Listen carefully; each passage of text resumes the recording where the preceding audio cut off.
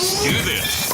It's the Real Jonathan Smith Show on Indy Sports Ticket, 1430 AM, 93.9 HD2, and always on the free Indy Sports Ticket app. What's going on? Welcome into the Real Jonathan Smith Show. Thanks for tuning in, no matter how you're tuning in, whether that's YouTube, Indy Sports Ticket. If you want to head over there and subscribe, maybe you're watching on Twitter, _ Jonathan Smith, if you want to follow me there, or maybe you're listening via that Indy Sports Ticket app, which you can download wherever you get your apps. If you want more from me, you can also check out my other YouTube channel called My Take Is. Now, the NBA playoffs begin this weekend. We got play-in games starting tomorrow.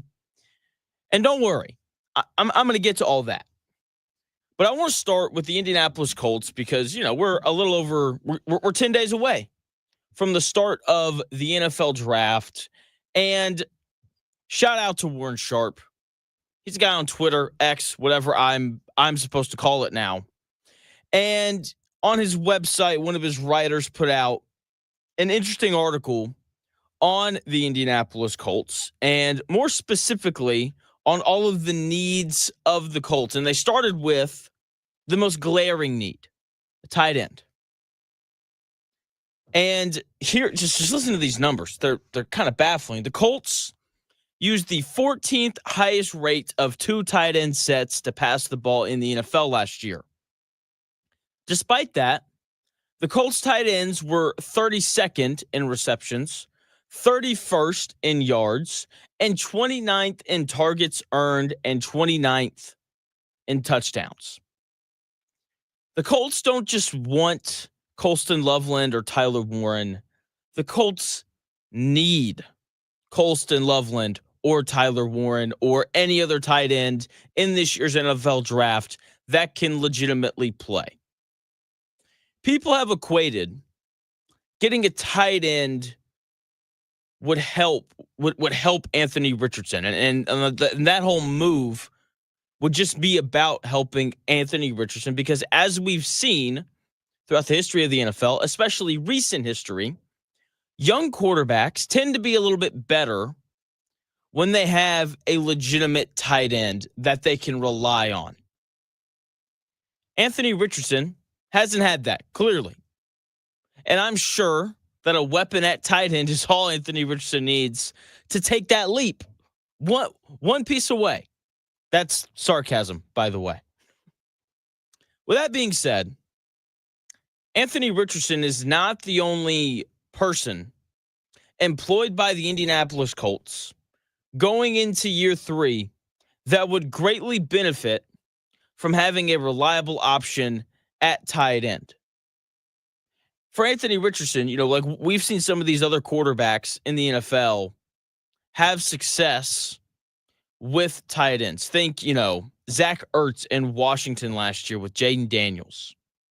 That's pretty helpful. Cole Kmet in Chicago with Caleb Williams was very important for them. And Anthony Richardson needs that. But Shane Steichen also needs a tight end. When you look at Shane Steichen's history as an offensive coordinator during his time in the NFL, going back to when he was in Los Angeles with the Chargers, going back to when he was in Philadelphia with the Eagles, there has always been a heavy reliance on that tight end position. Dallas Goedert burst onto the scene when Shane Steichen became the offensive coordinator of the Philadelphia Eagles. Before that, he was just, the other guy behind Zach Ertz. Part of that was Zach Ertz got a little bit older, and so Dallas Goedert saw more snaps. But either way, the best year of Dallas Goedert's career came when Shane Steichen was the offensive coordinator with the Philadelphia Eagles. Hunter Henry, who's been in the league now for over a decade, which is wild. The best year of his career came when he played for Shane Steichen in Los Angeles with the Chargers. Because Shane Steichen likes to use the tight end position when it comes to throwing the football. It is blatantly clear. It has been a staple of every offense that he's run. And we see it here in Indianapolis. He clearly wants to get the tight ends involved. If he didn't, then they wouldn't have been 14th in the NFL in terms of percentage of passing plays coming out of 2 tight end sets. Shane Steichen clearly likes to use that position. The issue is the best receiving tight end he's had during his time here in Indianapolis has been Kylen Granson, who's gone now, by the way. Solid player at best. But that's not a great weapon at the tight end slot. Whether it ends up being Colston Loveland or Tyler Warren with the 14th pick, or they take a player like Mason Taylor in the second round, the Colts are undoubtedly taking a tight end this year, not just because it's important to Shane Steichen. Honestly, if they took 2 tight ends, I would not be surprised. Not only because that position is clearly important to Shane Steichen, and the Colts clearly need to make an upgrade at that position. It's also not only to help Anthony Richardson and Shane Steichen, but they just need more tight ends, because when you look at the tight ends on this Colts roster, not only are they bad, but Will Mallory, a 5th-round pick from a couple years ago, is the only tight end under contract for the Indianapolis Colts after this season. He's the only one. Every other tight end on the roster is going to be a free agent after this season, which is not a terrible thing. And hopefully, whoever the Colts wind up taking at tight end, whether it's Tyler Warren, Colston Loveland, a Mason Taylor, Harold Fannin Jr. later in the draft, whoever it winds up being, hopefully they're good, because the Colts are about to be kind of thin at that position going forward after this season. Okay? I do have a question, though. You read through those numbers and how often the Colts decided to throw the football with 2 tight ends in the formation, which means that, you got 2 tight ends going out into the pattern. I read that, and I just immediately had to start thinking about Shane Steichen. That number raises a question that we have to ask about the Indianapolis Colts head coach, Shane Steichen. Okay, because he has been pitched as the best thing since sliced bread. I think he's a pretty good head coach. I no longer think he's great.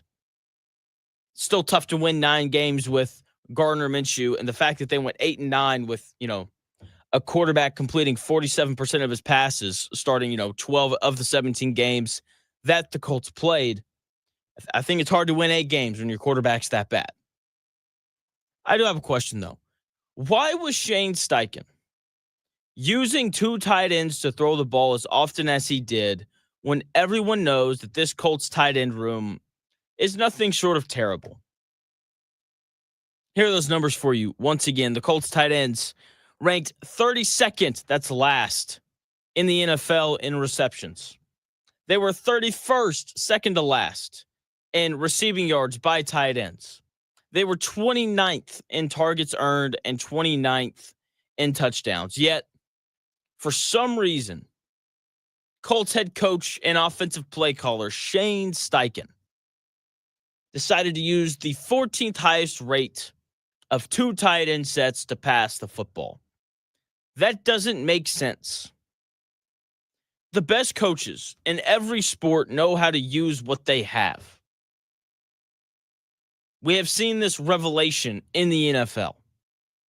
These offensive coaches now build their offenses around their quarterback and what they do well as what their roster does well. Why couldn't Shane Steichen do that last year? I brought this up throughout the season. I didn't think that he made things particularly easy on Anthony Richardson. They didn't throw very many screens. A lot of passes were, 10 yards or further down the field. He didn't give Anthony Richardson very many easy throws, which was kind of frustrating. And then you throw in the fact that he's got 2 tight ends on the field when they're throwing the football way too often.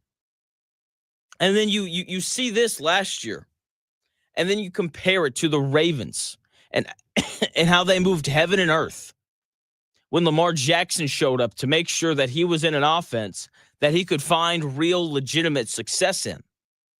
And they were good immediately because the Ravens sat back and like, all right, like we got this super dynamic quarterback who doesn't throw the ball great. Let's bring in Mark Andrews. Let's make sure he's got a good running back. We're going to run the football a ton. And Mark Andrews, big targets. He's going to be the guy that we target a lot to make things easier on Lamar Jackson. The Ravens are not the only team that has done this. The Washington Commanders last year made things as simple as possible for Jaden Daniels. I watched a lot of Commanders football last year because I bet them over 7.5 wins. Cashed it. Felt great when it happened.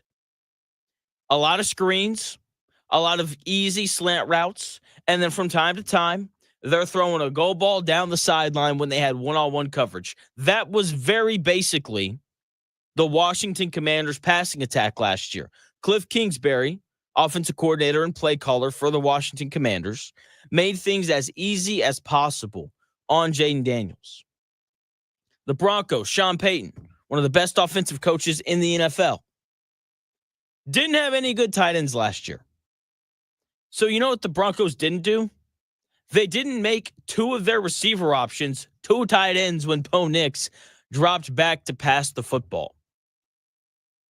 Why couldn't Shane Steichen do what all of these other teams did when they had young quarterbacks show up? Why couldn't he have tweaked the offense to make things a little bit easier on Anthony Richardson? Why couldn't he have, not put two tight ends out in the pattern, knowing how bad Alec Ogletree and Kylan Granson were last year?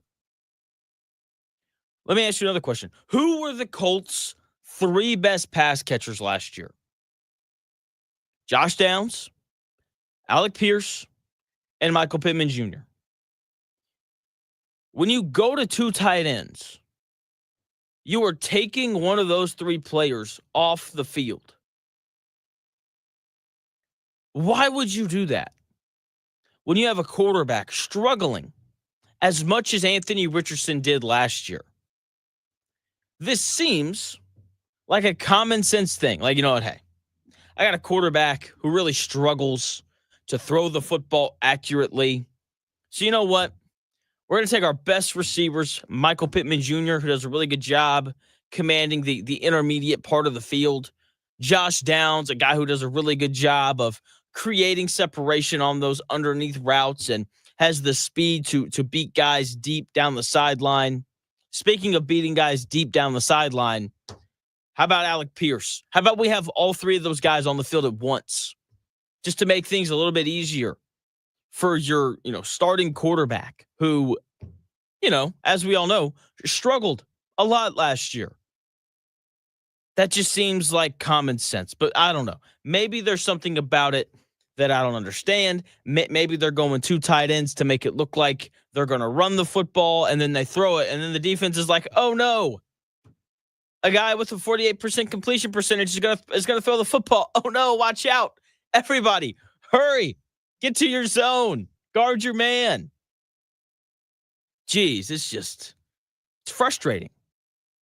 Not only the Anthony Richardson, lack of, accuracy part of it, but the other thing about it is putting 2 tight ends out in the pattern. Just like you might as well not. You might as well not have them run routes. Seriously, it's pointless because they're not going to get open. And if they do get open, it's not going to happen quickly, which is important because the Colts' offensive line wasn't very good last season. And there are a lot of reasons for that. And we are undoubtedly going to see Chris Ballard address the issues on the offensive line coming up in this NFL draft. They need a right guard. Braden Smith and Bernard Ryman, your 2 starting offensive tackles, are going into the last year of both of their contracts. Braden Smith has struggled to stay on the field. I know he had some mental health things last year. Bernard Ryman has been, it's been a slow process bringing him up to NFL speed. So like they need help at tackle. They need help at offensive guard. Quentin Nelson isn't getting any younger. Tanner Bortolini at center was good for those first 2 games. And everyone was like, oh, Chris Ballard back at it again. 4th round pick. Going to be a starter in the league. Yeah. And then, you watched him play in 3 more games as he did. And it was not pretty at all. The Colts need help at offensive line, and the help that they need there is a little greater than people realize. Like, if you told me that the Colts' biggest need was not tight end, it was offensive line help, I don't know if I would be able to argue against it. That is how serious the Colts' offensive line issues are. And there's plenty of reasons for that. We're going to get into them. But these Colts' offensive line struggles are setting us up for a Chris Ballard move that you, as an Indianapolis Colts fan, have seen 100 times, and you're probably not going to like it. I'm going to tell you what that move is when we come back here in about 4 minutes.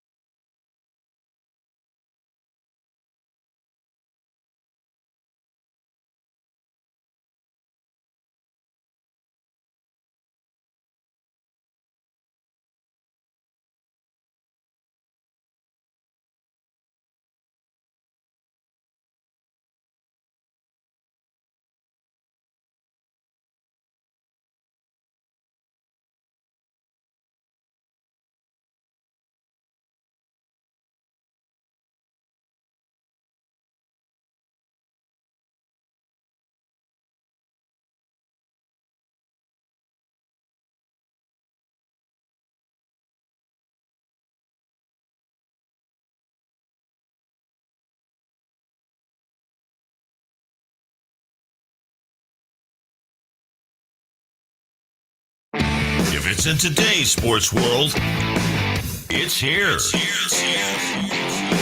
The Real Jonathan Smith Show on Indy Sports Ticket 1430 AM, 93.9 HD2, and always on the free Indy Sports Ticket app. What's going on? Welcome back to the Real Jonathan Smith Show here on Indy Sports Ticket. Hopefully you had a nice weekend. Thanks for tuning in, no matter how you're tuning in, whether that's YouTube, Indy Sports Ticket. If you want to head over there and subscribe, maybe you're listening via that Indy Sports Ticket app, which you can download wherever you find your apps. You can also listen to the Dan Dockett Show there as well from noon to 3 every Monday through Friday. And if you want more from me, you can go check out my other YouTube thing called My Take Is, if you want to go and check that out. Now, the Indianapolis Colts, that needed offensive line is probably a little greater than advertised. Okay, and there were some struggles last year for the offensive line. And a large part of that has to do with the injuries that they had. The Colts had 6 different combinations on the offensive line play 100 snaps or more together, which was the most in the NFL last year. Also, none of those 6 combinations played more than 200 snaps together. It's not really an excuse, though. When you have a general manager like Chris Ballard who cares about the trenches so much, they have to be deeper than what the Colts had last year. Like 2 injuries can't completely derail your offensive line the way that it did for the Indianapolis Colts last year when you have a general manager like Chris Ballard who does nothing but talk about the trenches. Also, you've got your starting center last year in his 10th year in the NFL, Ryan Kelly, in the preseason saying that this is the most talented offensive line room he's ever been a part of. The offensive line has to be better than what it was last year, even if there are injuries.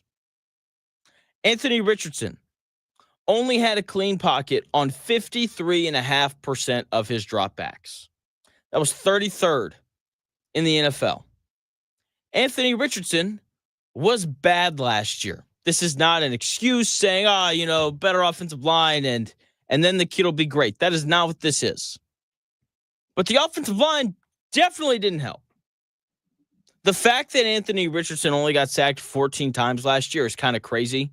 I think it speaks to the athleticism that he possesses. Either way, the Colts offensive line needs help. Bernard Raymond, Braden Smith are both in the final year of their contracts. Tanner Bortolini was good in his first couple games as a rookie. People went crazy.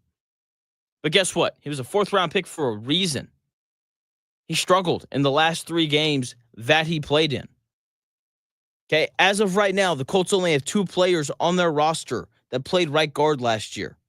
Dalton Tucker, who's not very good, and Matt Gonsalves, who was drafted as an offensive tackle out of Pitt, who can maybe slide inside and play offensive guard.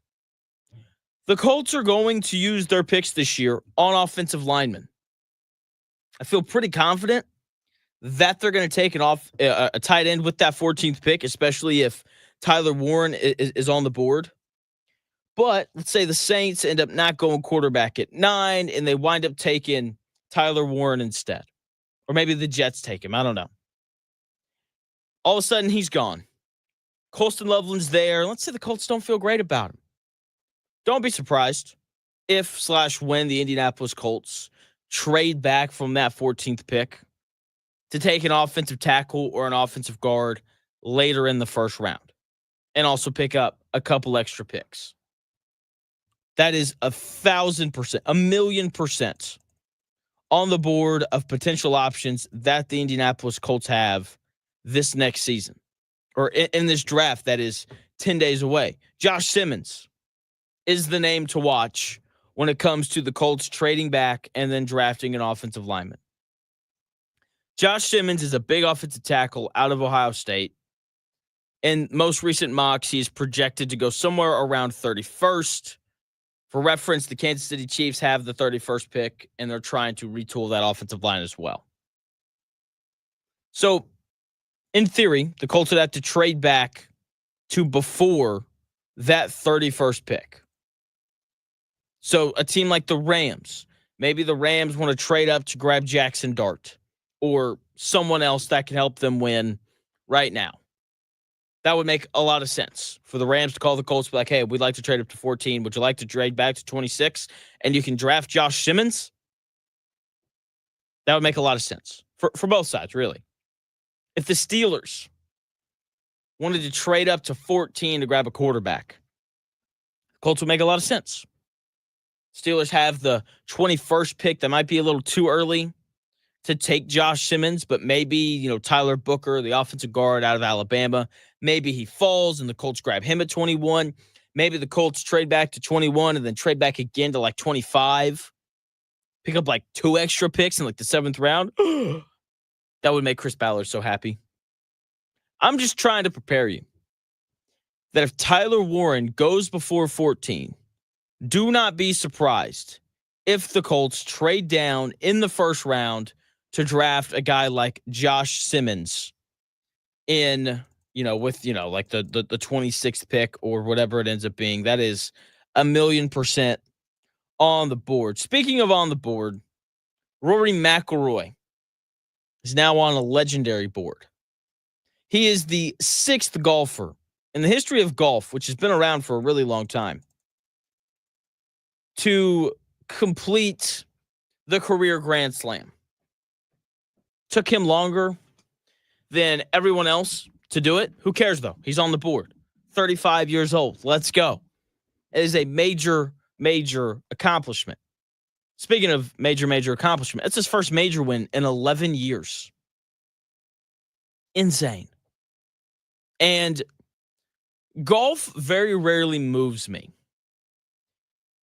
For example, before I flipped over to watch the Masters yesterday, I was watching Clippers and Warriors, big game, playoff seeding. Both teams were playing hard. One of the better, arguably the best regular season game of the NBA season. And I'm watching, and the 4th quarter, it's late, and my stomach, there's this just nervous energy.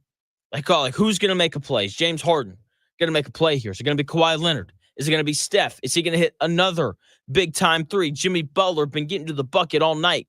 Is he gonna be the one who steps up and makes a play? And I can just feel the excitement and the nervousness in my stomach. It happens all the time in the NFL when I'm watching, quarterbacks try to do this 2-minute drill. There's just excitement around it.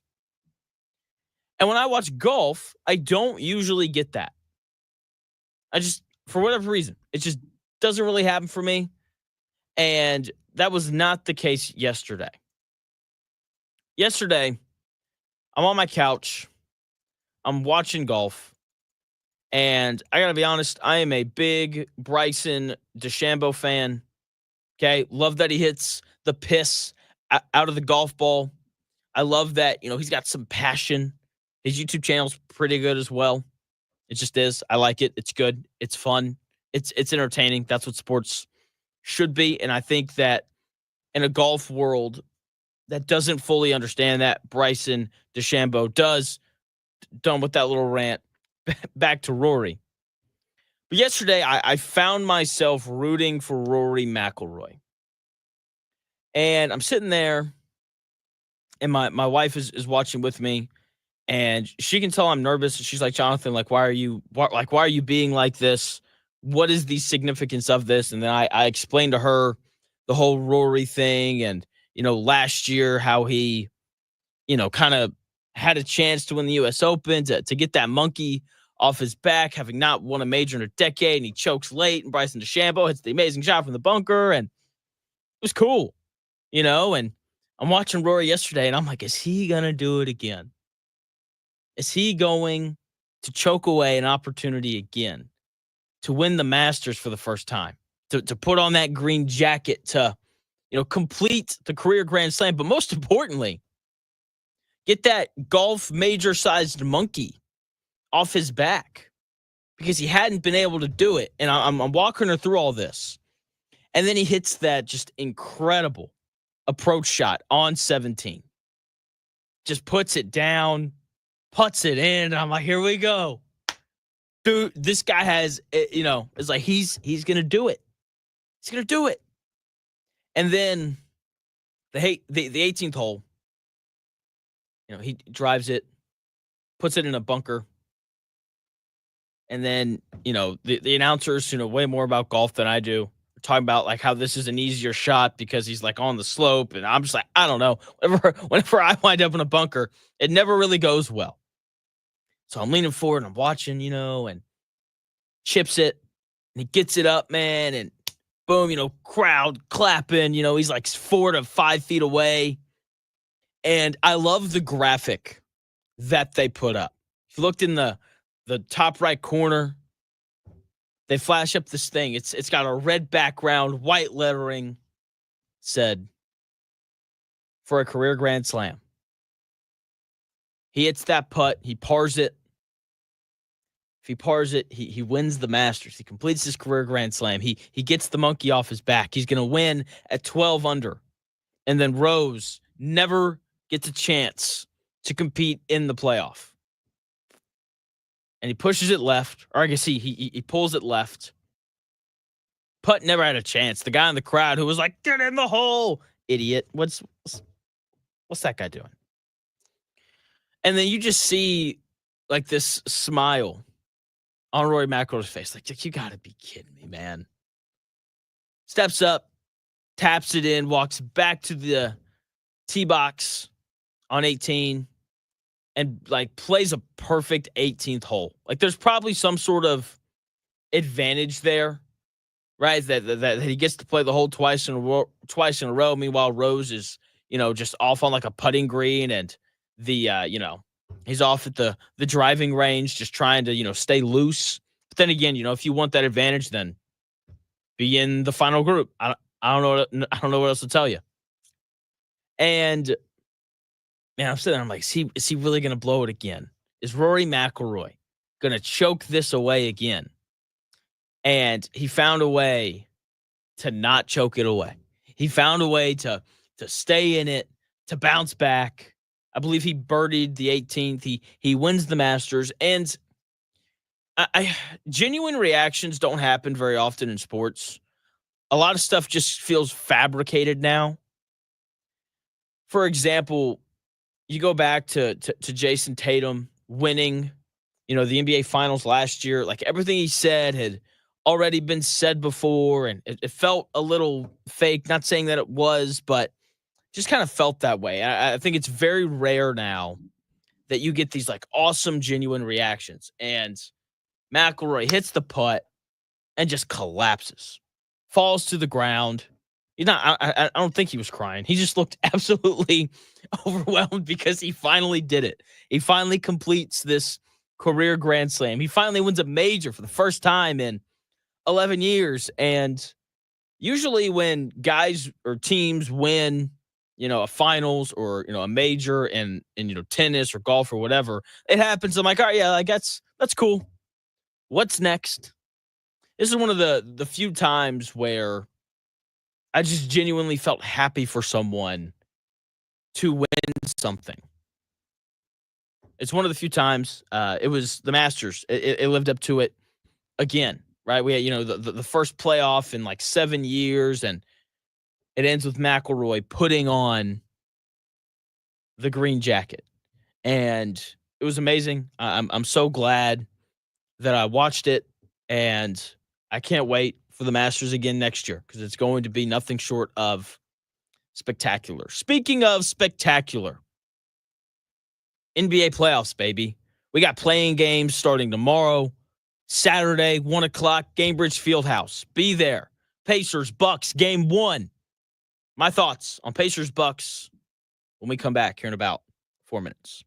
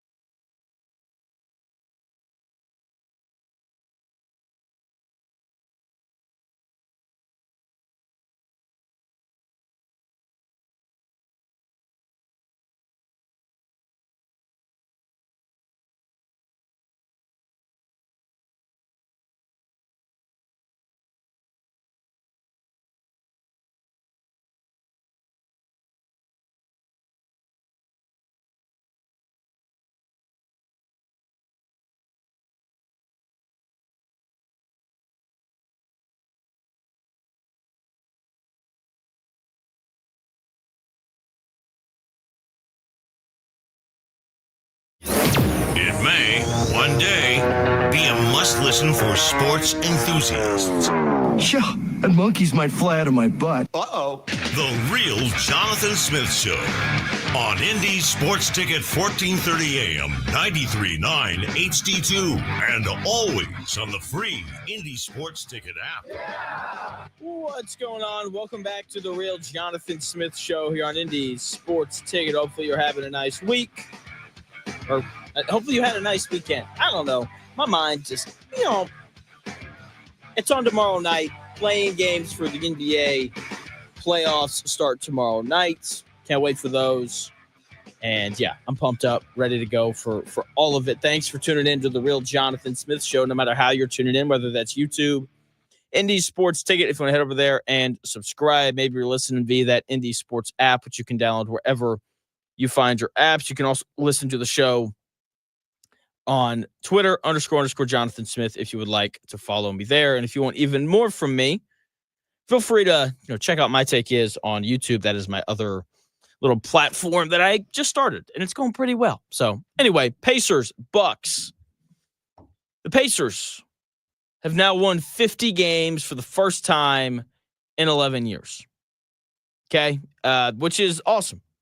All right, I love it when the Pacers are good. For reference, 11 years ago, the leading scorers on the Pacers were Paul George and David West. So, yeah, it's been a minute since the Pacers were that good. And in order to get to 50 wins for the first time in 11 years, they had to come back from down 27 on the road against the Cleveland Cavaliers. Now, no one important played for either team. Halliburton didn't play. Siakam didn't play. Miles Turner didn't play. They limited the minutes of like Jarris Walker and Benedict Mathurin, and Donovan Mitchell didn't play, and so on and so forth. Okay, like there's same for Cleveland, right? A lot of their best players didn't play.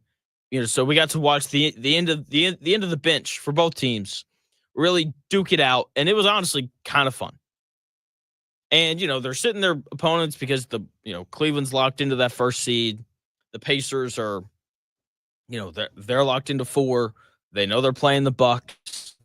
And that means that we now have a matchup or a rematch of last year's first round matchup between the Pacers and the Bucks. In last year's matchup, a series in which the Pacers won the series in 6 games, it's going to be very different from last year. Giannis isn't going to miss every game of the series like he did last year, unless he gets hurt, right? He's not going to miss any of them. Damian Lillard is still dealing with blood clots. He was, the primary option for the Milwaukee Bucks last year in the playoffs against the Indiana Pacers. Chris Middleton was also a pretty big part of that series. He's at home. He's going to be watching the playoffs because the Bucks were like, sorry, Chris, we're going to send you to Washington so that we can bring in Kyle Kuzma, a guy who, doesn't bring much in terms of the ability to create offensively. But hey, what do I know? So it's going to look different. Stars are hurt. Stars are back. And the biggest issue with this series is that Giannis Antetokounmpo very simply just kills the Pacers. It's problematic. He's going to have the basketball in his hands for 40 to 42 minutes a night in this series. And the Pacers are really going to struggle. They say, Giannis crushes everyone, which is true. He does, but he just seems to do a little extra to the Indiana Pacers. For his career, Giannis is averaging 24 points, 10 rebounds, and 5 assists per game against the Pacers in 44 career games. But, those games include, his rookie season and his second season and his third season before he really put on the weight, put on the muscle that he has now. This year, it's just gone to a whole different level. He's crushing the Pacers. Listen to the stat lines in these 4 games that the Pacers have played against the Bucks this season. 34 points, 10 rebounds, and 7 assists in their meeting on March 15th. On March 11th, he had 19 points, 17 rebounds, and 7 assists. That's pretty good.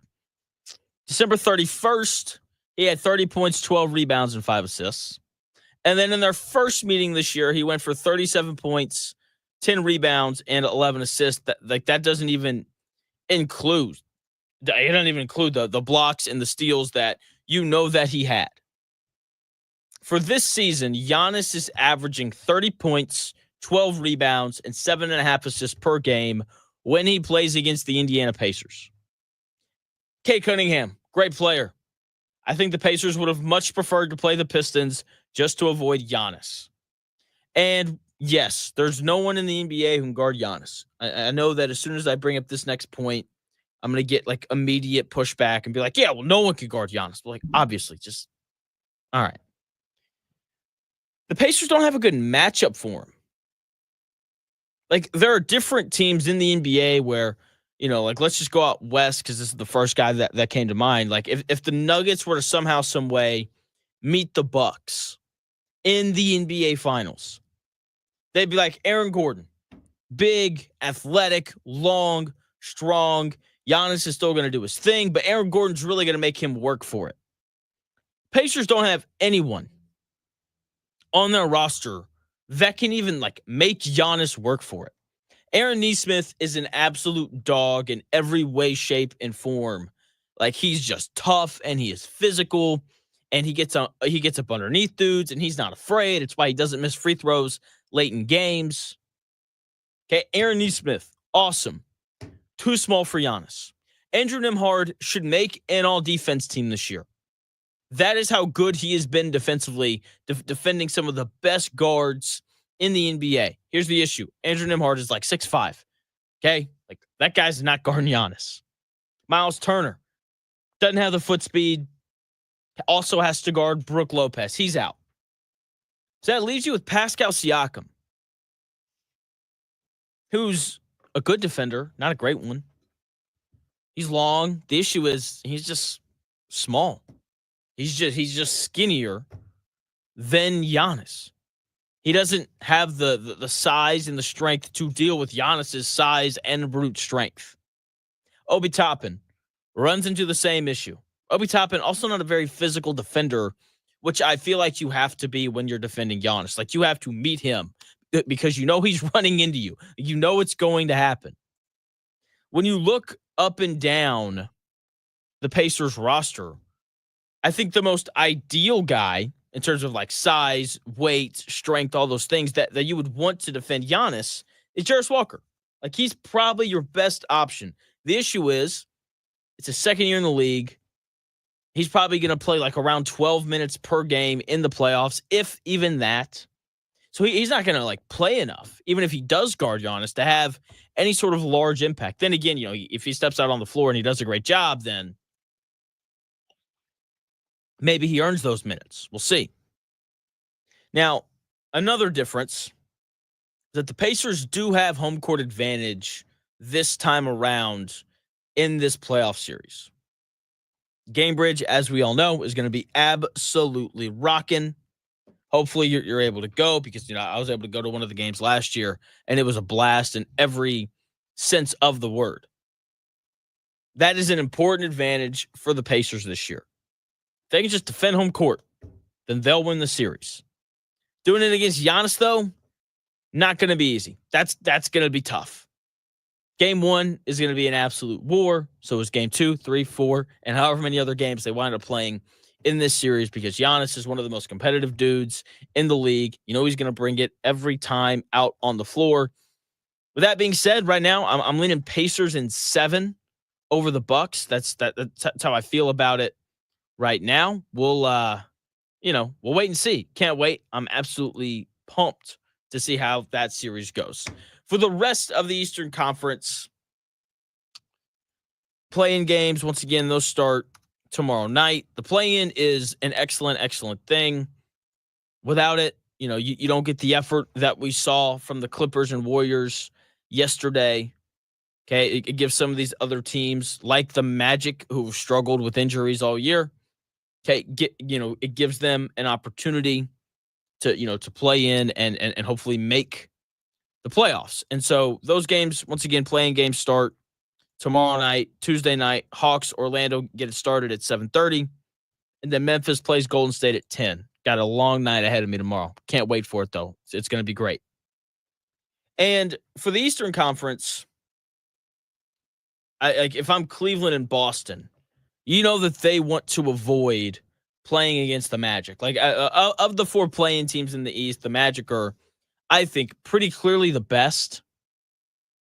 So you know that the Boston Celtics would rather play Atlanta, just based off of how they play. They're going to hunt matchups. You can't do that against Orlando because that is one of the best defensive teams in the NBA. That is just the very simple reality of it. The issue with Orlando and whether or not better is because, Paulo and Franz both missed time this year with injuries, and there's just not enough shooting for their offense to be very good. Finished the season 27th in offensive rating. But for the Celtics, they're a tough matchup because they can't just hunt matchups like they would normally do. For the Cavaliers, let me just clarify really quickly. Let me be clear. Boston, if they play Orlando, I'm still taking Boston. Okay. Cleveland, they're going to beat whoever they play, but for the same reason, they don't want to play the Magic because the Magic are a legitimately tough opponent. Okay. I think people forget how good of a start the Magic got off to this season. Then Paulo Banchero gets hurt. Then Franz Wagner gets hurt. And now that both of those guys are back, the Magic are back to being a pretty tough opponent. Now, obviously, the series that I am most excited for is Pacers-Bucks. It's here. Hopefully, I'm going to be able to go to a game or two. Can't wait. Very, very, very excited. After that, though, the series I'm most excited for in the Eastern Conference is Knicks-Pistons. Pistons are tough. Kay Cunningham is an all-NBA caliber player, has been for the last, he definitely was last year, maybe 2 years ago. The issue is Monty Williams was just drawing a paycheck. So the Pistons were like, you're fired. JB Bickerstaff, get in here. And all of a sudden, Pistons are a legitimately good basketball team. And they're going to play against the Knicks, who aren't as deep as the Pistons, but are every bit as tough. These are 2 tough basketball teams because if you're going to play Tom Thibodeau, you have to be tough. And if you're going to play in the city of Detroit, you better be tough. The thing with the Knicks, though, is health. With a healthy, fully 100% Jalen Brunson, the New York Knicks are a top 5 team in the NBA. The question is, how healthy is Jalen Brunson? He sprained his ankle. He recently returned. He's been playing. And if he's not at 90%, then the Pistons are going to have an excellent chance to win this series. Because if he's not at 90 or 95 or 100%, that means campaign minutes. There's not a playoff team in the history of the NBA that wants campaign playing important, legitimate minutes. They don't want that. With that being said, I do think one of the best things that happened to the Knicks this season was Jalen Brunson getting hurt. They ran so much offense through Jalen Brunson, him initiating, getting downhill, him doing the little post-up thing and, screen and roll or pick and pop with Karl Anthony Towns. And they would take guys like OG Anunoby and Mikal Bridges and stick them in corners. But hey, guys, if you're open, we're going to pass it. We're going to pass it to you. Make sure you catch and shoot. And when Jalen Brunson got hurt, Karl Anthony Towns is an excellent player. One of the 4 best centers in the world. But he can't bring the ball up the floor and run your offense. And I think that stretch of Jalen Brunson being out, I think it helped Coach Tibbs to remember that Mikal Bridges is an excellent offensive player. Number 1 option in, Brooklyn, was a very important offensive player on that Phoenix Suns team that went to the NBA Finals. And during that stretch of Jalen Brunson being out, it required for, Coach Tibbs to let Mikal Bridges do more than just stand in the corner and catch and shoot if he was open.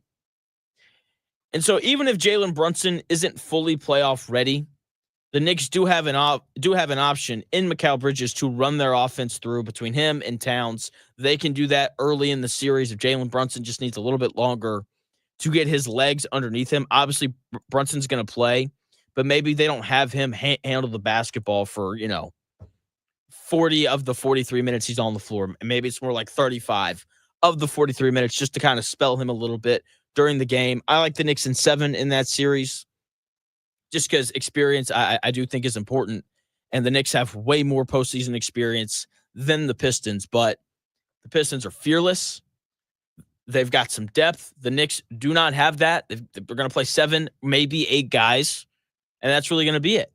And that's the other part of this series that I'm very intrigued to see. How does the lack of Knicks depth, not only in this series, but also in their second series against Boston, if, and that is a big if they beat the Pistons, like how does that impact them?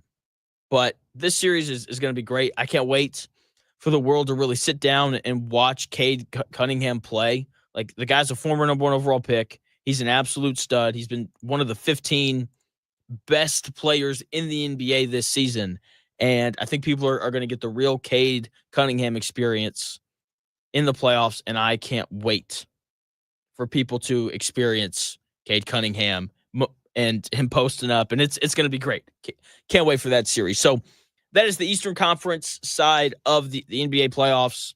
We're going to do the Western Conference. Kind of my thoughts, what's going to happen out there. Once again, playing games, they start tomorrow. Can't wait for all of those. It's going to be great basketball season. It's the best time of the year.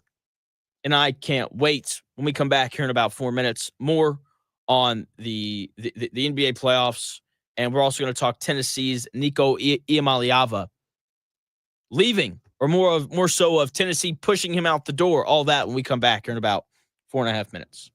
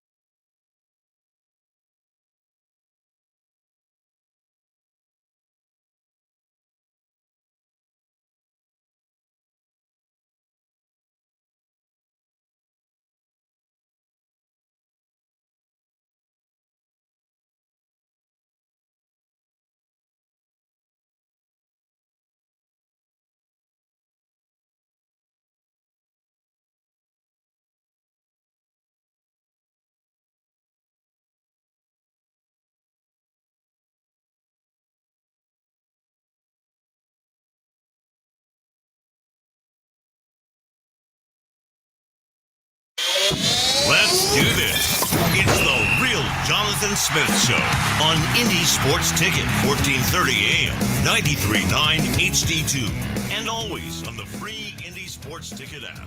Welcome back to the Real Jonathan Smith Show here on Indy Sports Ticket. Hopefully you've had a nice weekend. Hopefully your work week is starting off well.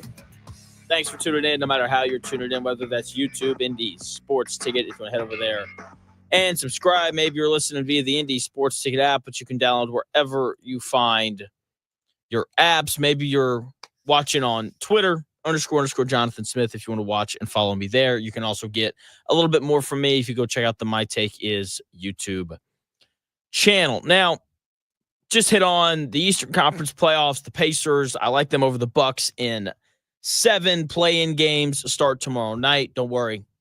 Got many, many thoughts on those play-in games that we will get into tomorrow. The Western Conference feels like the total opposite of the Eastern Conference.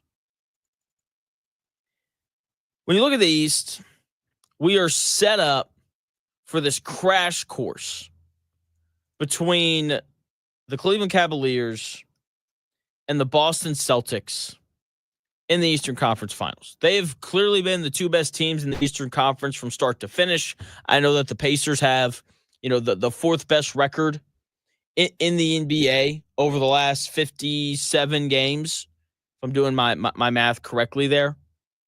So, yes, while the Pacers are playing well and while the Knicks are a really good team as well, it still feels like we're getting Boston and Cleveland. When you look out west, though, I don't think anyone has a clue. The only thing I feel confident about saying about the Western Conference is that the Thunder are the best team, and the rest of it feels like a crapshoot. Every NBA playoff series is about matchups. It just is. But matchups feel a little more important in this year's Western Conference and just the way that all of these teams are so even. And, of course, you've got the Thunder, sitting up there at the top. And let's start with the playing games, who these, 1 and 2 seeds want to play. And just like how I think that the Orlando Magic are clearly the best team in the Eastern Conference playing games, Golden State Warriors are pretty clearly the best team in the Western Conference playing games. I know that their record is relatively similar to the Grizzlies, but the Grizzlies are kind of falling apart right now. Fired their head coach. John Morant's in the news for not good things.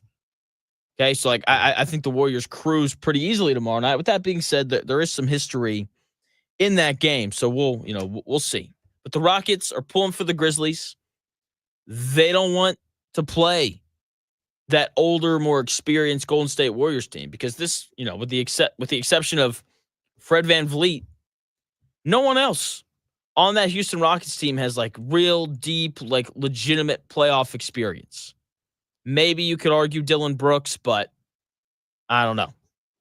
So they're pulling for the Grizzlies tomorrow night. The Thunder, they would obviously prefer to not play the Warriors either. Okay, of the 4 play-in teams, once again, the Warriors are the best. I don't think anyone would really argue that. And I do expect for the loser of Warriors and Grizzlies to play the Thunder because the Kings and Mavericks they're neither one of them are very good. No way around it. So, but with that being said, the whole beauty of the play-in is that it is one and done. It's one game, and you lose a tough one against Memphis, or maybe Memphis loses a tough one to Golden State, and then they play the Kings, and Zach LaVine goes for 40. Tough break. Kind of crazy. That's just, the whole one-game thing is always fun. But in terms of the games that we know, the series that we know that we're going to get, the Lakers and the Timberwolves series, I think is going to be a lot of fun. With that being said, I do like the Lakers to win that series. They're just better than Minnesota. This is also a great matchup for the Lakers because the Timberwolves are going to try to play Rudy Gobert, and then the Lakers are going to go, you're actually not allowed to play Rudy Gobert because we're going to actually play Rui Hachimura at the 5, and then Rudy Gobert is going to have no one that he can guard. So they're going to play him off the floor pretty easily. They're going to make the Timberwolves go small, which they can do, right, between, McDaniels and Nikhil Alexander-Walker and Naz Reid, which, I'm all for more Naz Reid minutes. Give me all the Naz Reid minutes. Who doesn't love Naz Reid? The answer to that question is people who haven't watched the Minnesota Timberwolves play. So the Lakers are going to go small. They're going to make the Timberwolves go away from playing Rudy Gobert, who, despite all the criticism that he gets, he is, a very impactful defensive player. So the Lakers should win this series, but the Timberwolves have been playing well here as of late. Anthony Edwards is gone. He's gone to just another level.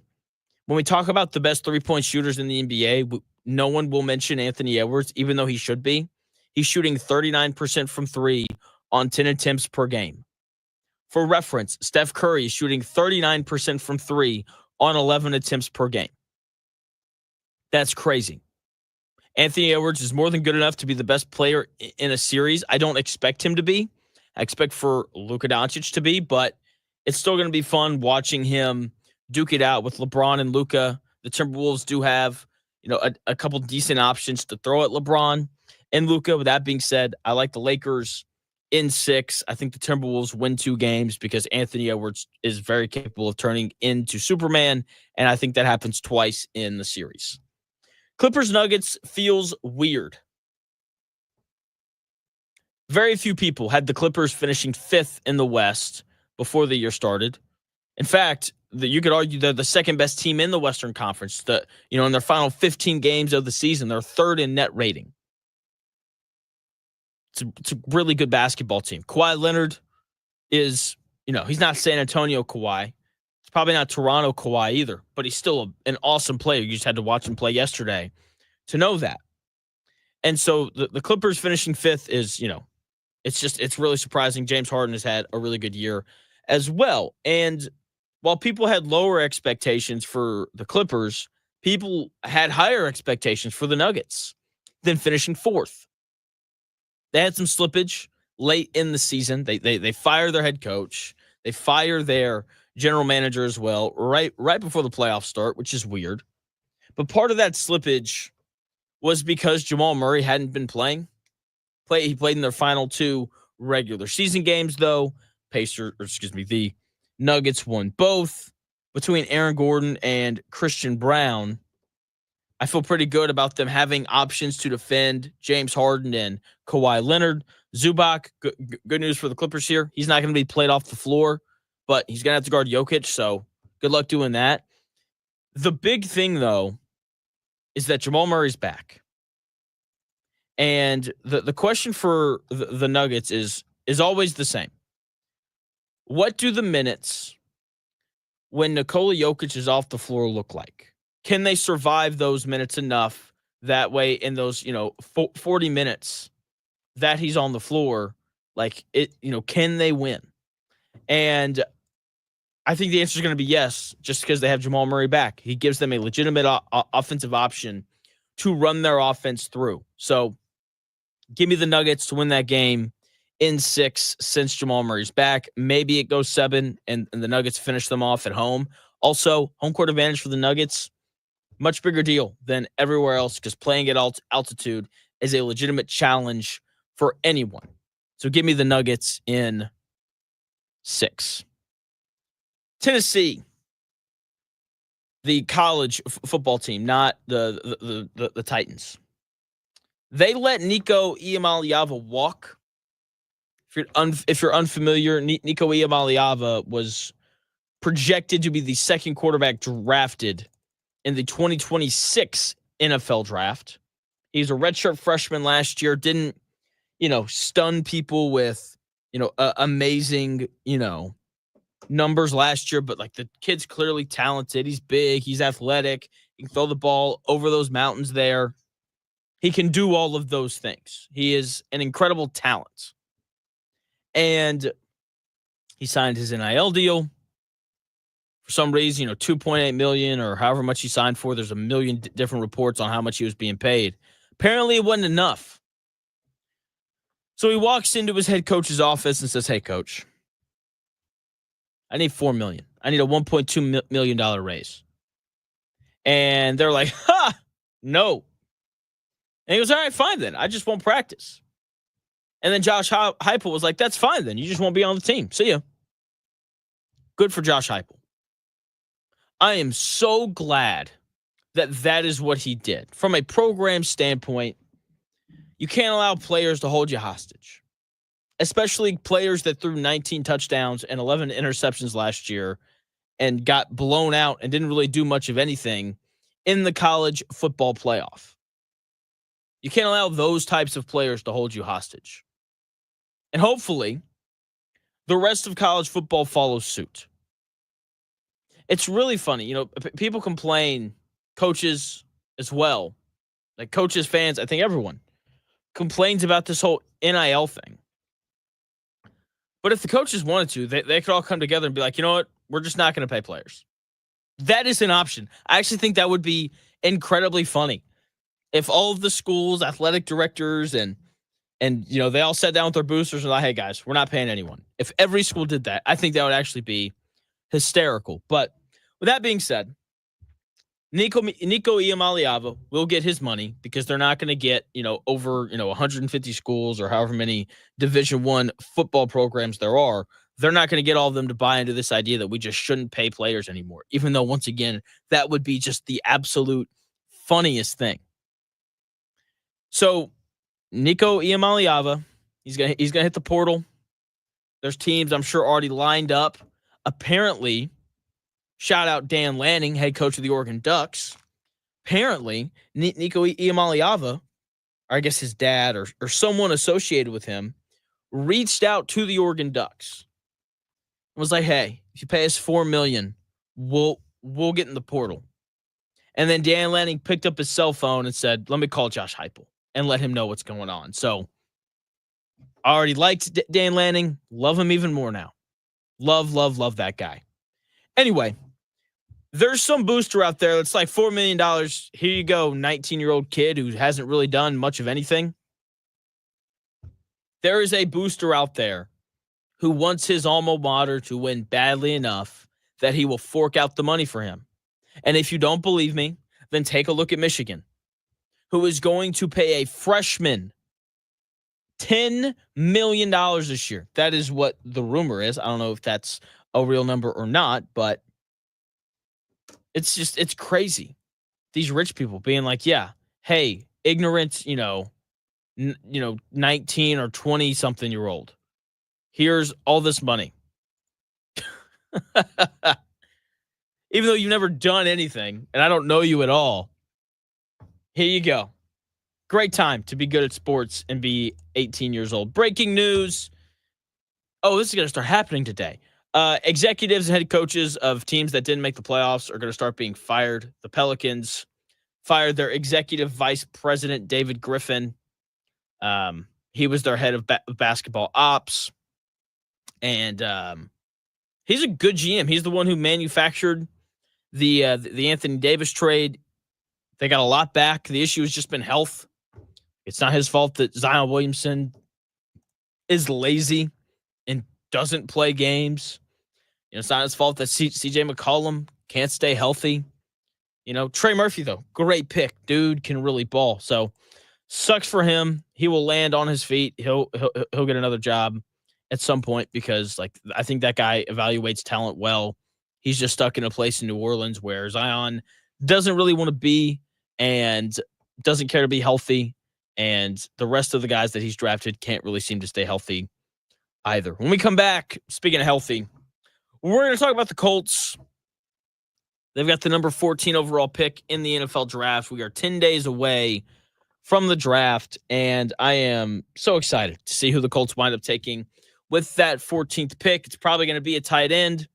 Warren Sharp put out some numbers about the Colts and their tight ends that are rather eye-opening. I think everyone knew how bad this Colts tight end room was, but I don't think people realized it was as bad as these numbers show that it is. And I've got those stats for you when we come back here in about 4 minutes.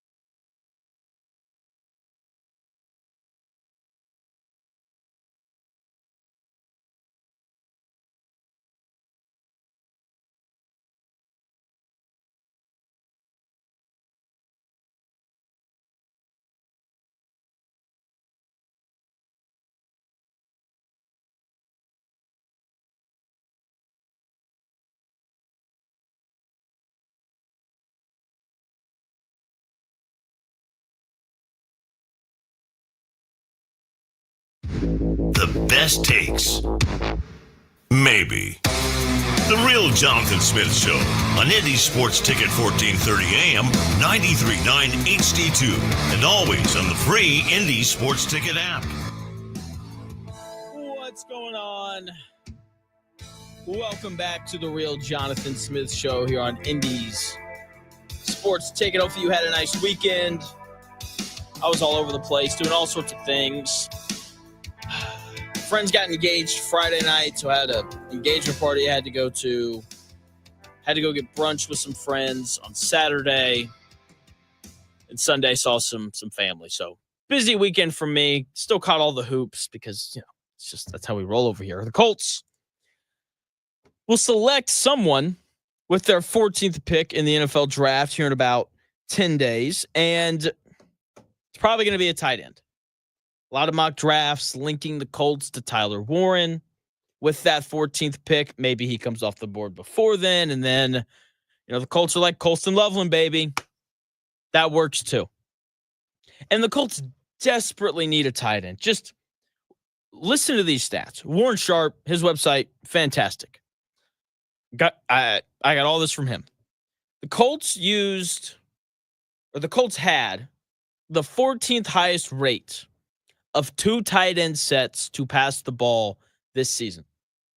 Yet, their tight ends ranked 32nd in receptions, 31st in yards, 29th in targets earned, and 29th in touchdowns.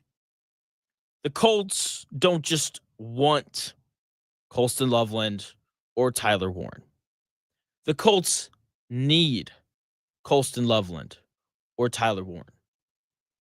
People have equated getting a tight end to helping Anthony Richardson. Like, hey, if we bring in a good, solid, reliable tight end, it gives Anthony Richardson a bigger target, like that should help. And young quarterbacks do tend to be better when they have a good tight end that they can rely on occasionally. Think about, Zach Ertz in Washington this last year really helped out Jaden Daniels. Travis Kelce early on in Patrick Mahomes' career was really important, not just because he's an excellent tight end, but just, bigger target makes it a little easier. George Kittle, another guy, who's made things easy on Brock Purdy early in the season. Or early in his career, excuse me. Anthony Richardson has not had that.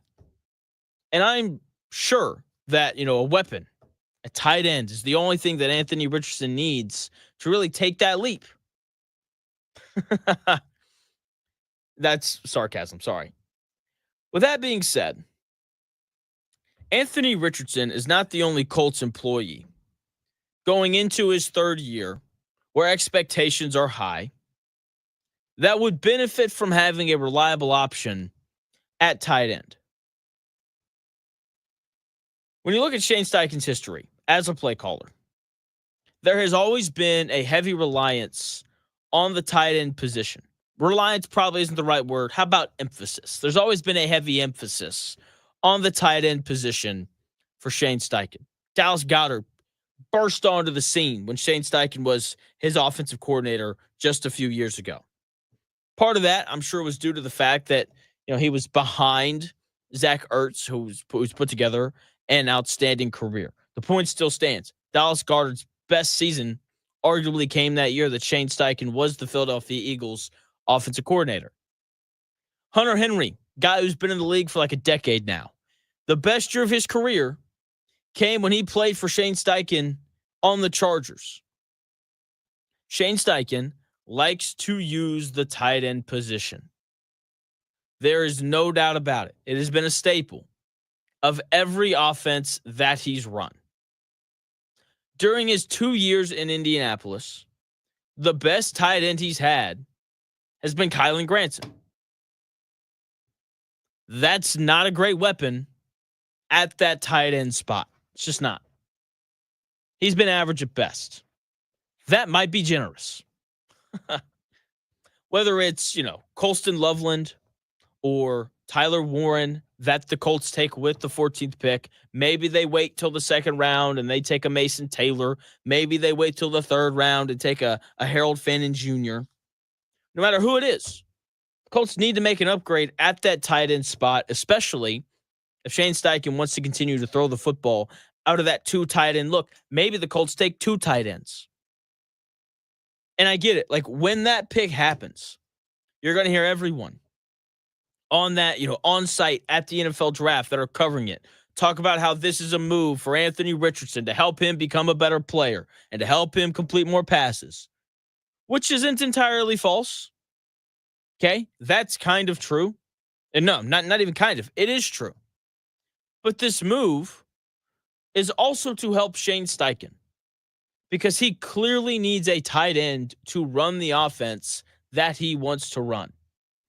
And so far, the guys that Chris Ballard has brought in haven't come close to what this offense needs. And they not only need a new tight end because, the ones that they have right now just aren't very good. They also need one because Will Mallory's the only tight end under contract for the Colts through this season and next. After this season, the Colts will have one tight end on their roster, and that's it. Also, I have to ask a question about Shane Steichen. I have to, poke a little hole in the whole Shane Steichen's the best thing since sliced bread narrative that was formed when the Indianapolis Colts hired him.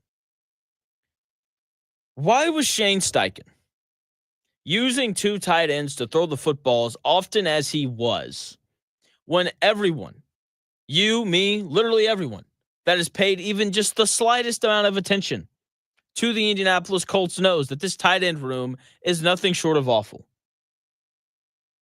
Once again, the Colts tight ends ranked 32nd in receptions, 31st in receiving yards, 29th in targets earned, and 29th in touchdowns. Yet the Colts used the 14th highest rate of 2 tight end sets to throw the football. That doesn't make any sort of sense. The best coaches in every sport know how to use what they have. And this is surprisingly kind of a new thing. Like, this is a new revelation in the NFL where all of a sudden teams are like, if we build offenses around the skill sets of our quarterbacks and players, then, hey, maybe we'll be pretty good. And Shane Steichen, for some reason, couldn't do that last year. They didn't run Anthony Richardson enough. They didn't give him enough easy completions. Like, they didn't run very many screens, and, they weren't running slants. It felt like every pass that Anthony Richardson took was like 10 or more yards down the field, and part of that is based off of his decision-making. But part of that, too, is, the plays that are being called for this Indianapolis Colts offense.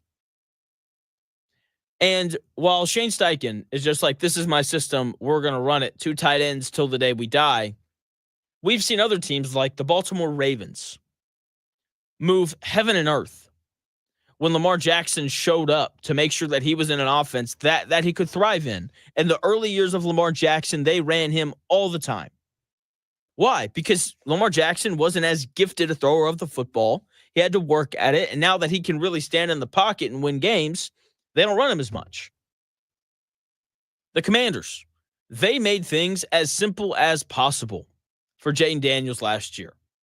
Slant routes, easy throws to Zach Ertz, screens to their kind of more, explosive wide receivers. And then from time to time, if we get Terry McLaurin one-on-one, go ball, baby, down the sideline. Let's make them pay. The Broncos didn't have any good tight ends last year. So do you know what they didn't do? They didn't make 2 of the receiver options 2 tight ends whenever Bo Nix dropped back to pass. They just used this thing called common sense, which that Indianapolis Colts organization clearly does not have. Why couldn't the great Shane Steichen do what all of these other teams did when they had young quarterbacks show up? Why couldn't he put together an offense that complemented Anthony Richardson's skill set. Now, I'm not saying that Shane Steichen's a bum. I do like him. The fact that he was able to win 9 games and almost win the AFC South with Gardner Minshew as his starting quarterback is kind of wild. He got Gardner Minshew paid.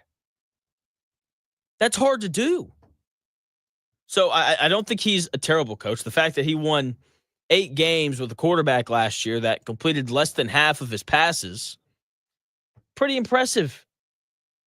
It's just like it is like he's able to figure out some different ways in order for them to win. But there are definitely some things that he does that don't make any sense, like the trick plays in really important spots.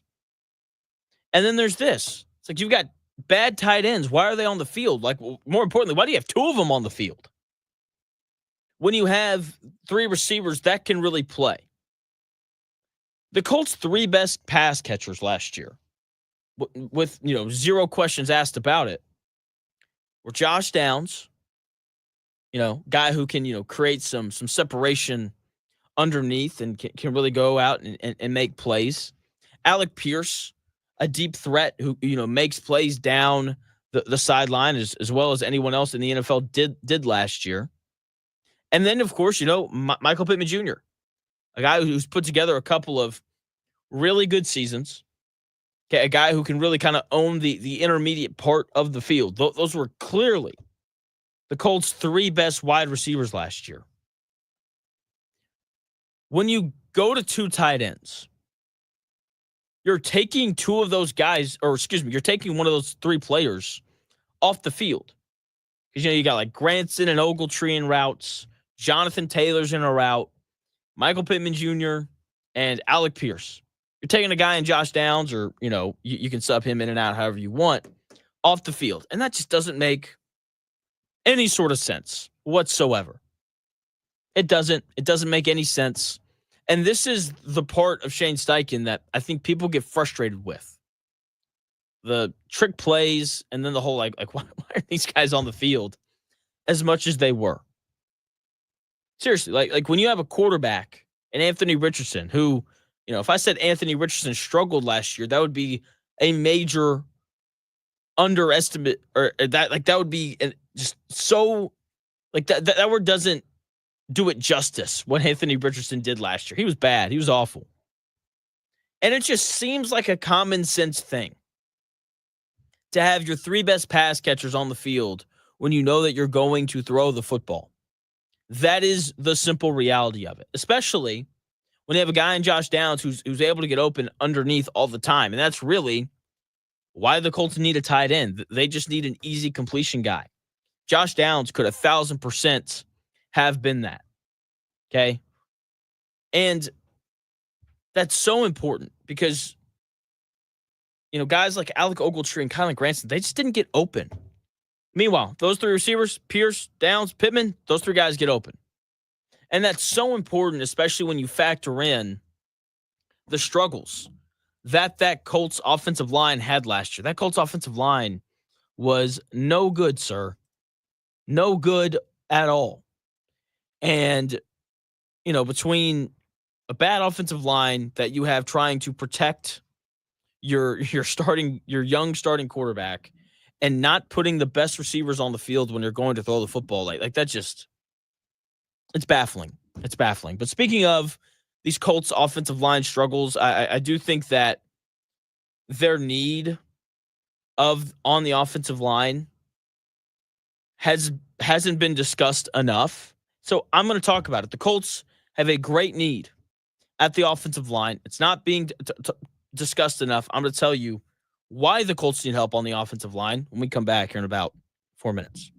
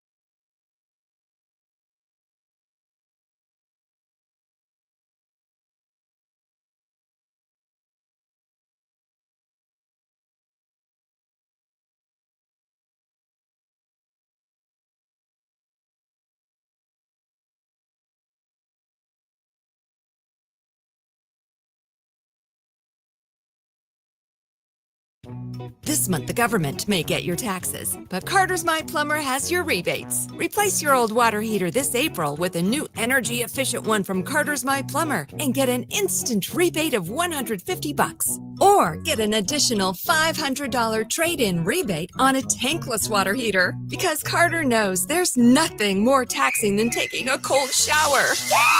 Call Carter's My Plumber, Indy's hot water experts today. Carter'sMyPlumber.com.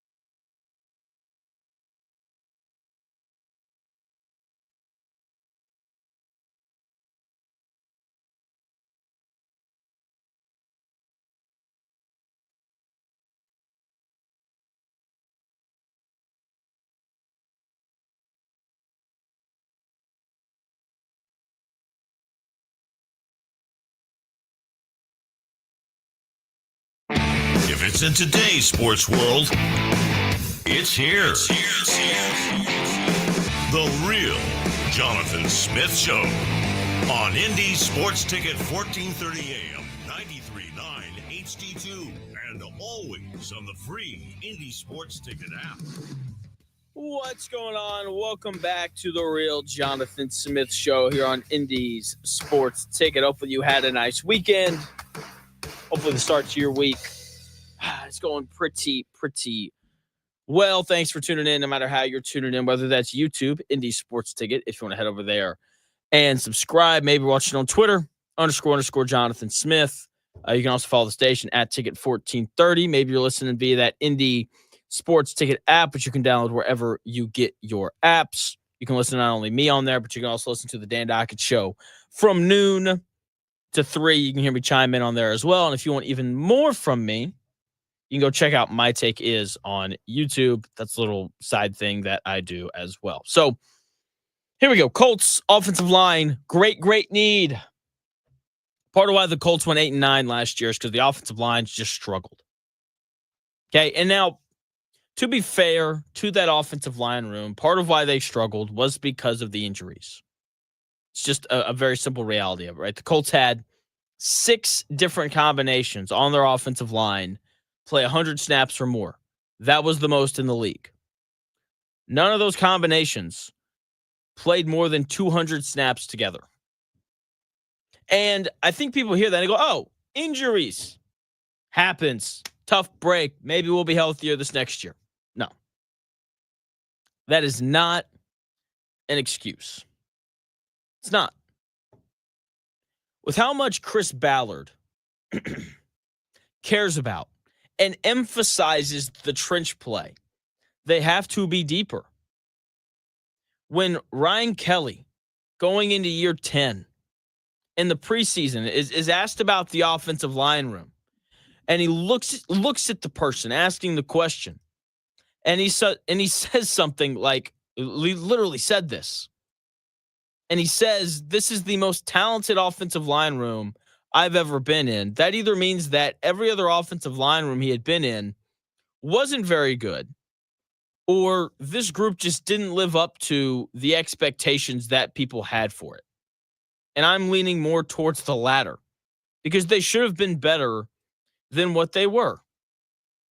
No way around it. Based off of the comments that we got before the season started, the offensive line should have been better than what it was with or without the injuries.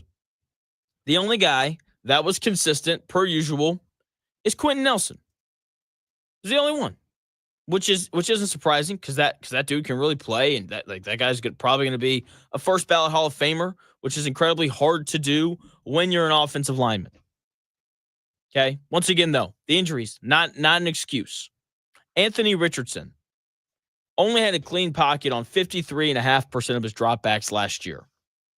It's 33rd in the NFL. There were 32 quarterbacks in the NFL last year who had better pockets to throw from than Anthony Richardson did. Come on. Now, look, Anthony Richardson was bad. This is not me casting all the blame on those big hog mollies up front. Even if Anthony Richardson had the best offensive line in the NFL, he still would have been bad. With that being said, he would have been better. The offensive line did not help him very much last year. The fact that Anthony Richardson only got sacked 14 times last year is crazy.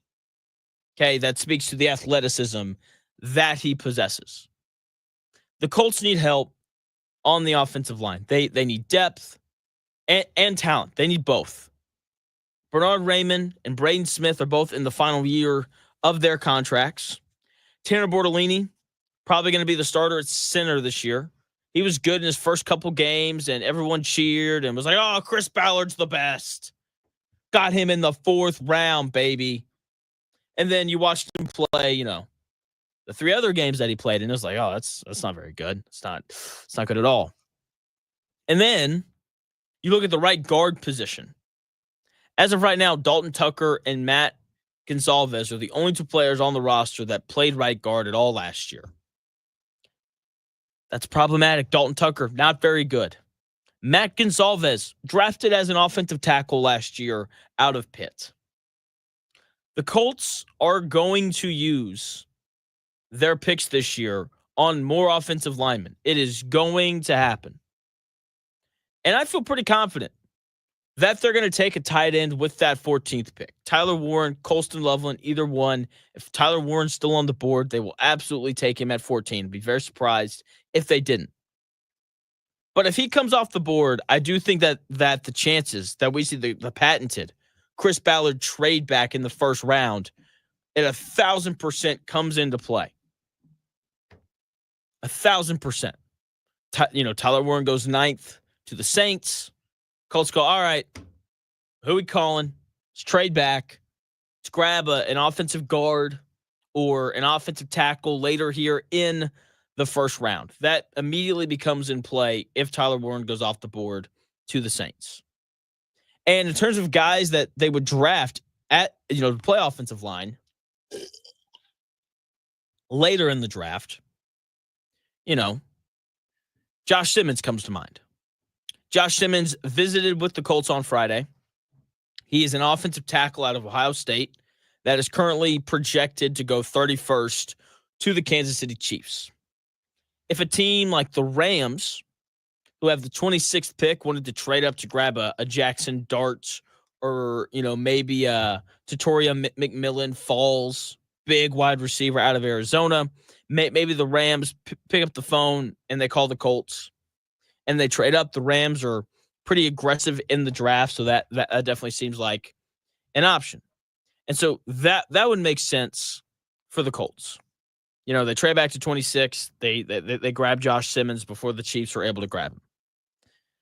If the Steelers wanted to trade up to 14, like maybe Shedeur Sanders falls to 9, and the Steelers are like, Jackson Dart, let's go get him. And so the Steelers trade up to 14. The Colts could then trade back to 21. That's where the Steelers are at. And that's probably a little early to take Josh Simmons. But maybe, offensive guard Tyler Booker out of Alabama, maybe he falls, and they can grab him right there at 21. I'm just trying to prepare you. If Tyler Warren goes before 14, do not be surprised if the Colts trade down in the first round to grab a couple extra picks. Because, as you know, Chris Ballard last year, I want as many picks as possible because it's like the lottery, even though it's not at all like the lottery. Okay? Don't be surprised if they trade down, grab a couple extra picks, then take an offensive lineman in the first round. Maybe they trade down to 21 and then trade down again. I think that's 1,000% in play as well for the Indianapolis Colts. Speaking of in play, the Pacers, they're still playing basketball. They're still playing, baby. Pacers have now won 50 games for the first time in 11 years. They were down 27 against Cleveland yesterday. Found a way to come back and win.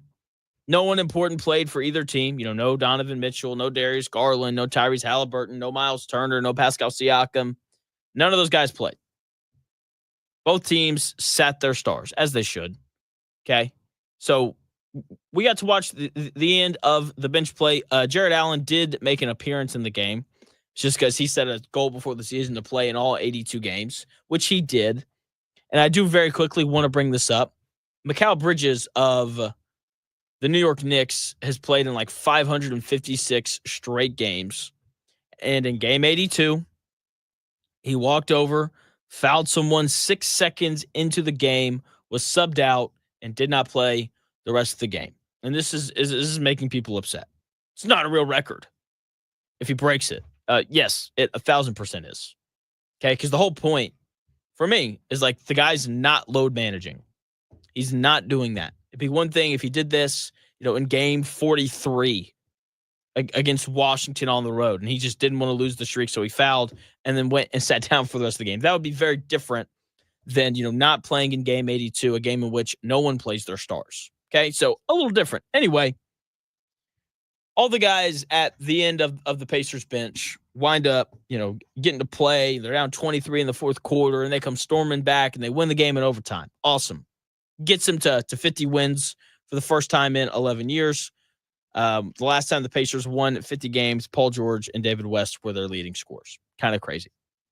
And, you know, obviously the reason why none of the guys played is because we knew on Friday when the Bucks beat the Pacers when the Bucks beat the Pistons, that the Pacers and Bucks were going to meet each other in the first round for the second year in a row. And the series last year and the series this year, like they're going to be entirely different. Biggest reason, Giannis is actually going to play. Unless he gets hurt, he's not missing a game in this series. He's going to play 40 to 43 minutes a night. Damian Lillard's still a question mark. He's dealing with blood clots. So who knows if he's going to play or not. Hopefully he does, just not in this series. This is problematic because Giannis is not only the best player in the Eastern Conference, he also just crushes the Pacers. Like the Pacers really struggle to deal with him. For his career, Giannis is averaging 24 points, 10 rebounds, and 5 assists a game against the Pacers in 44 career games. This year, though, it's just a little different. Just like a little bit. Just listen to these 4 stat lines against the Indiana Pacers this year.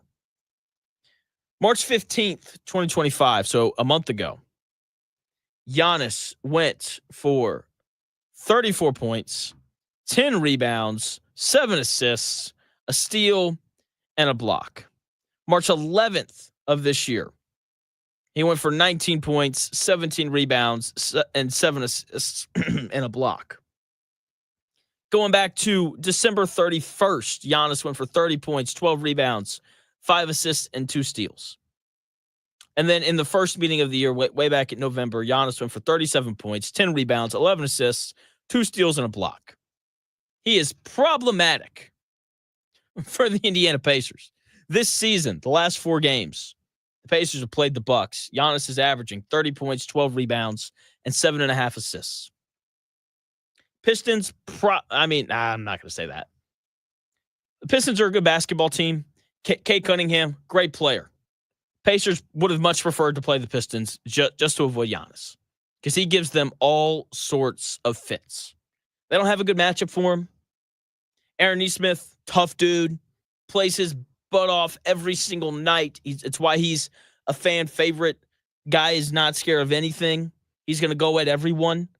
Okay, he doesn't back down. It's why he makes what seems like every late game free throw that he needs to make. But he's not big enough to guard Giannis. Andrew Nembhard, he defends guards. I think that's what he does. He's not guarding Giannis, even though he's probably been the Pacers' best defender this season. Miles Turner doesn't have the foot speed, and he's got to guard Brook Lopez. Pascal Siakam's like the only other guy. He just doesn't have the brute strength required to deal with Giannis and, all the veins popping out of his body from his muscles. Obi Toppin runs into the same issue, just doesn't have the strength. When you look at size, strength, and athleticism, like Jarris Walker's probably your best option to put on Giannis. The issue is Jarris Walker's going to play like 12 minutes a game. If that. He's not going to play enough in this playoff series to have a big enough impact defending Giannis. So that being said, if they throw him out there game one and he gives Giannis some fits, which I kind of doubt that he will, then maybe he plays a little bit more. But he's not going to be on the floor enough for him to really have an impact defensively if he even has success in guarding Giannis. So how the Pacers defend Giannis is the biggest question. Okay, can they just contain him a little bit? Okay, now the Pacers do have home court advantage in this series. Gamebridge was rocking last year during the playoffs.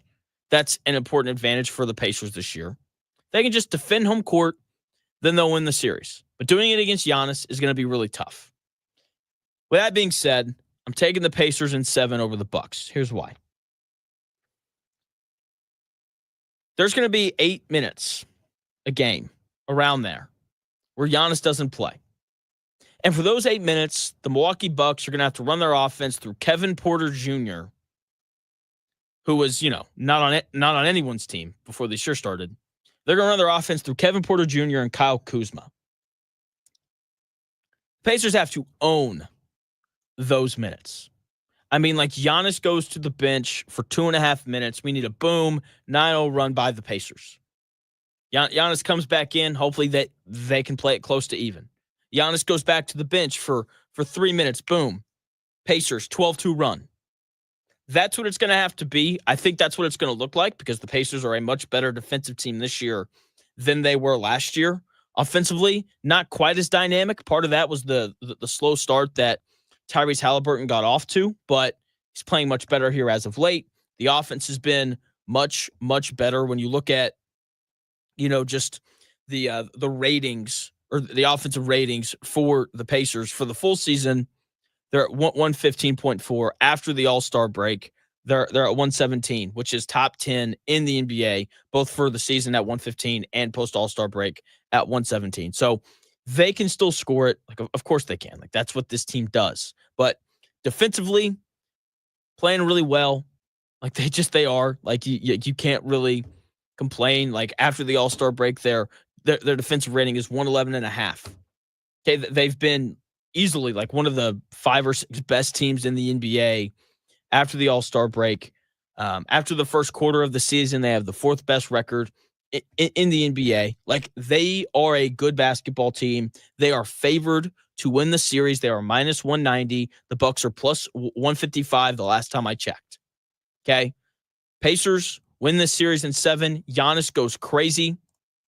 Okay. There are no questions about Giannis when this series is over because he's going to be awesome and he's going to give the Pacers 1,000,001 issues. But I think those minutes where he's off the floor, the Bucks just don't have enough to sustain whatever lead they build or to, keep the deficit close if they find themselves down when Giannis goes to the bench. That's going to do it here on The Real Jonathan Smith Show. Thanks for taking the time out of your day to listen to the show. I'll be back on the air tomorrow from 10 to noon, and it's going to be great. As always, the Dan Dockett Show on a Monday comes your way next. He'll be on from noon to 3. Make sure you download that Indy Sports Ticket app to tune in there. Make sure you subscribe to the Indy Sports Ticket YouTube page. Make sure you subscribe to my Take Is YouTube page as well. Thank you again for taking the time out of your day to listen. I'll talk to you tomorrow starting at 10 a.m.